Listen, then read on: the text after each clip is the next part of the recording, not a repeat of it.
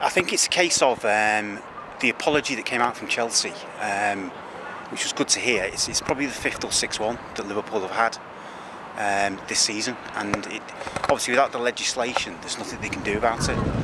I think it's a personal thing for a lot of people. For me, I don't particularly get affected by the chanting. I just write it off as idiots in the crowd. But knowing the effect it has on other survivors and the families and other people affected by Hillsborough, it's just it just needs to stop. I think it just needs to be dealt with the same as any racial, sexual kind of chanting or slurs that happen at games. And it just amazes me that every single game now, the people that run the games, they know who's sat where with the tickets.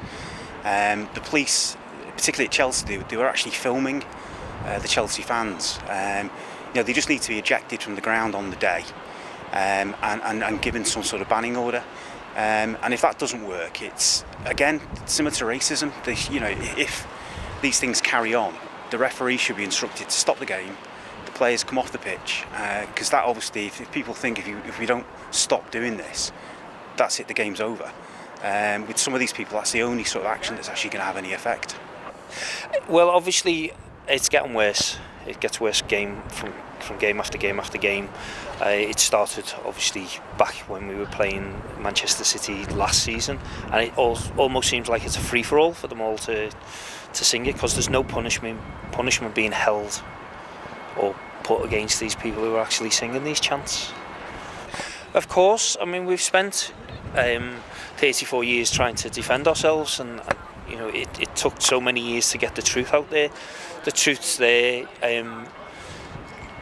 and we've been completely exonerated, yet the chants still carry on, and it's not banter. It's not banter at all. The effect it's having on members of our group is just unbelievable, and it's difficult to without breaking confidence. It's difficult to talk about the things that people are going through. I mean, attempted suicide is one of them. That's probably the most hard-hitting of it all. But people are really, really struggling, and the anxiety. And of course, this is the run-up to the anniversary now, and this is where people are struggling at their most. And then to hear them chants, and of course how loud it was from the Chelsea fans, and to say it's a minority, sorry. No, the majority of them were singing that song. And, to say, oh, it's only banter, no, I won't accept that at all.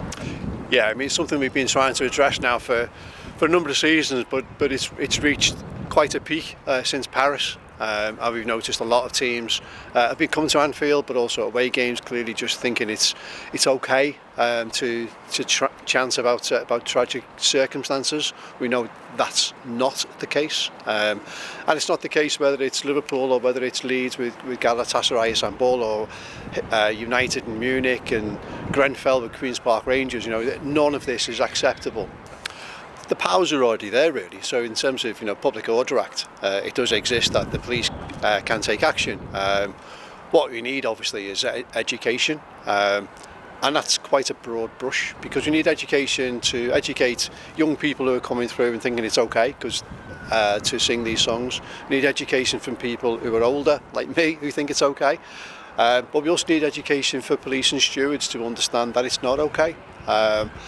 And that they then do take action. And this isn't about necessarily trying to legislate our way out of this situation. It's about providing the opportunity for people to understand the impact of what they're singing and what they're chanting. The Hillsborough Survivors Support Alliance, which is something we set up in 2019, is to support people who are struggling with their mental health, to struggling with the impact that Hillsborough has had on them. And as we're getting older, it becomes more and more difficult to deal with. We fundraise, we pay for people to go for private therapy, a bespoke therapy that we worked with a psychotherapist to design. And the success rate is really, really high. We're doing some good stuff. But then, of course, what happened at Stade de France, we then had to set up a subgroup for there, and we've managed to send several people for therapy for that as well. Not our bespoke therapy for Hillsborough, but for what happened at Stade de France, because it's re-triggered a lot of people, a hell of a lot of people. Our group is vitally important. It's the thing that's helping people move forward, and without having to explain your experiences, we get it, we understand what you've been through.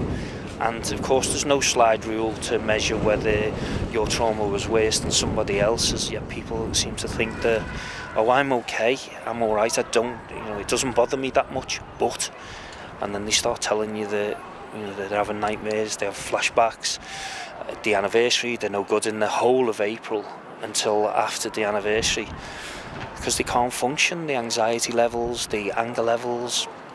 And of course that takes you right to the chanting as well. It really affects a lot of people in a big way. We've had a couple who've attempted, and we've had more than a dozen who were at that stage of we were their last resort.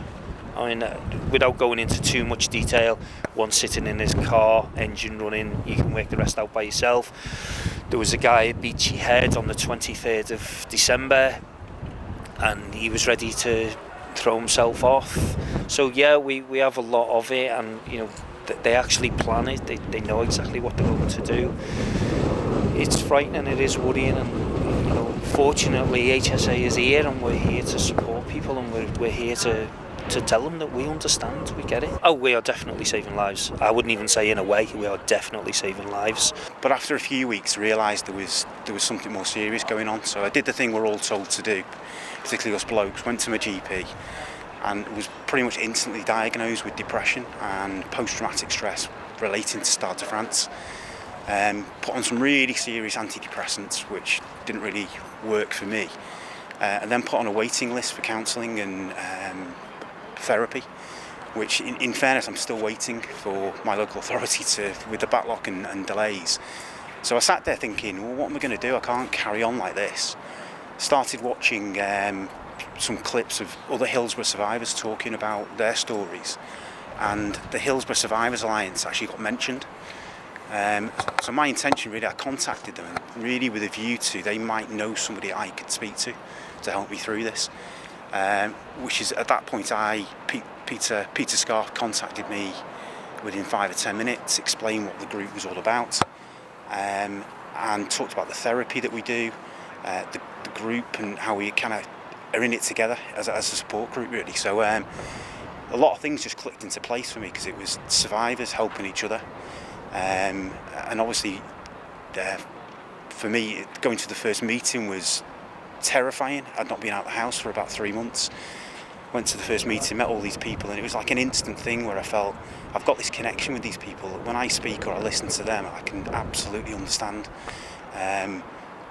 where they're coming from, what they're trying to do. Peter's probably mentioned to you, we're absolutely concerned that the people that are engaged with the group, it's only the tip of the iceberg. There's hundreds, maybe thousands of other people out there that we need to get to and make sure they're okay, and make sure what they're going through, they're coping with it. And then I found out about the Hillsborough Survivors Association, and that's when it felt like a godsend to me, being in touch with people who were there at the day who could help me with this problem.